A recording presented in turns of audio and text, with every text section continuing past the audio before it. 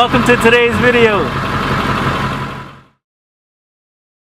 What's going on, everybody? I got Richard here. We're back at the house in Baton Rouge, or Denham Springs to be exact. It's been vacant for like 2 months, so decided to list it on the market with Rich. Listing with Rich.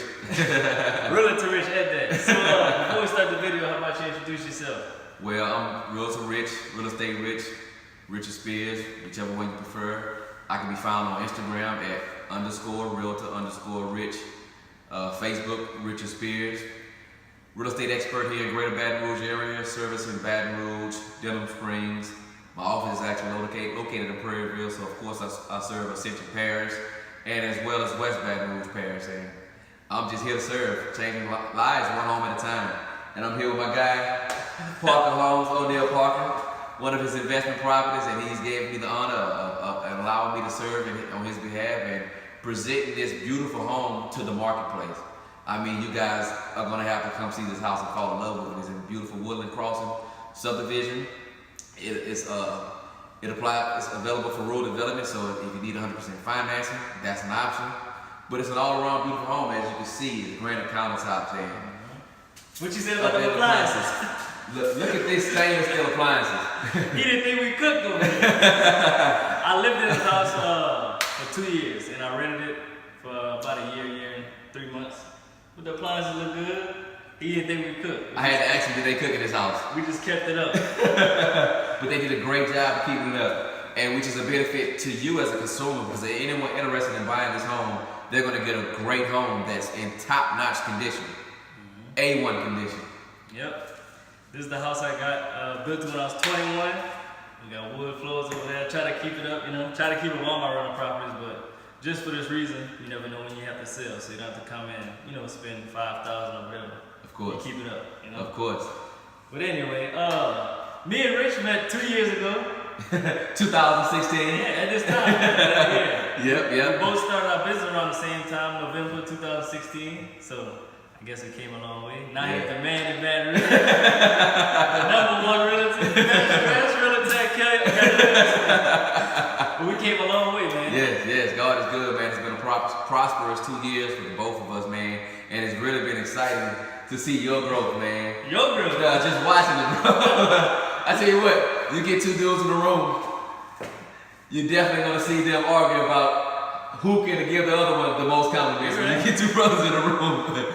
But man, I appreciate it, bro. I appreciate it, man. And likewise, it's like I tell people all the time, iron sharpens iron. That's why I'm just happy to have great people like yourself in my presence, in my circle, man, because you definitely been part of the iron that sharpens my iron.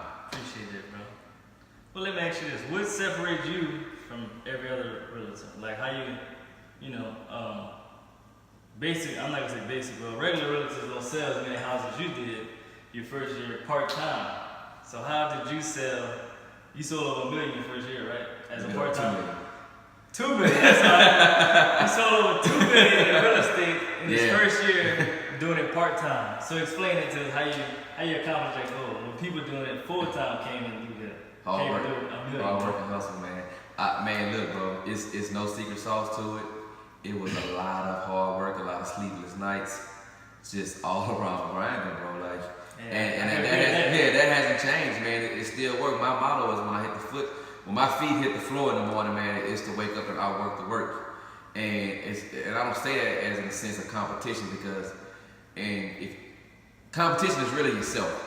You're your only competition. So when I wake up and look in the mirror, that's the competition I'm looking at. And I'm trying to be a better version of myself than I was the day before. So that's what it is, man. It was all mindset, a mindset that I still carry to this day. Just to outwork the work, man, and just work hard. And that's what it was. No secret sauce. Yeah, I'm gonna say that. You gotta put that work in. Yeah. That's still do. You gotta be consistent with it. Yeah, that's key. So let's get into the reason why this house get listed. Of course. So this is why I'm listing this house. Number one, I bought it with an FHA loan. If you want to talk about that a little bit. Of course. Smart, might I add. So nothing against rural development loans, which is 100% financing. But the only issue with the rural development loan is you have what we like to call in real estate no skin in the game. And what I mean by that is you walk into the home with no equity, which is the difference between what it's worth and what you owe. But with an FHA loan, you're actually putting a down payment, which is not much. So it's not 20%, it's not 10%, it's not 15%, it's only 3.5%. But what that 3.5% buys you is, it buys you equity. So when you walk in the house, what we like to call skin in the game. So when you are in a position and you have your extra strategy, like Mr. Parker, he's selling his home now, he's actually able to do that. And he's bringing that 3.5% plus more with him to the next home. But if this was 100% financing, we may be in a situation where that may not even be able to happen or work. Might appraise for 160. Yes. And I owe 160. Right.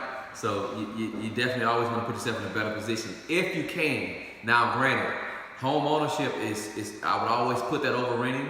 So if you don't have the liquid assets or the funds to put a down payment down, then rural development is a great option for anyone that doesn't have the capital to put a down payment down. Just gotta have that credit. Exactly. Credit is king.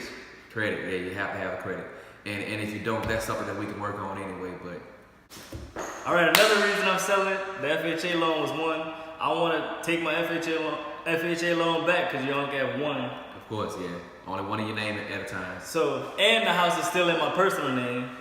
That ain't working. So I'm gonna take my FHA loan back to leverage it to get more units. So I'm gonna use my FHA loan to buy a fourplex, so I can get more cash flow. This house cash flow right now $580. If I get a fourplex, maybe cash flow $1,500. Right, smart. Makes more sense. So I got to get rid of this house, and I can't refinance to conventional loan because it's not gonna make sense. I bought it when interest rates was at all-time low. It's 3.5% on this house. If I refinance it to conventional loan, which would be a 20-year loan, or 15-year loan, or 10-year loan, right, the interest rate is going to jump from 3.5 to maybe 6.5. So I don't want that either. Then it won't make sense at all. What that cash flow look like? Probably maybe $100, if that. Yeah. So it's not going to make sense. You got to run the numbers and know what you're doing before you jump into something. So this house got to go. So now that we ran through that, let's give y'all a tour of the house. Come on in.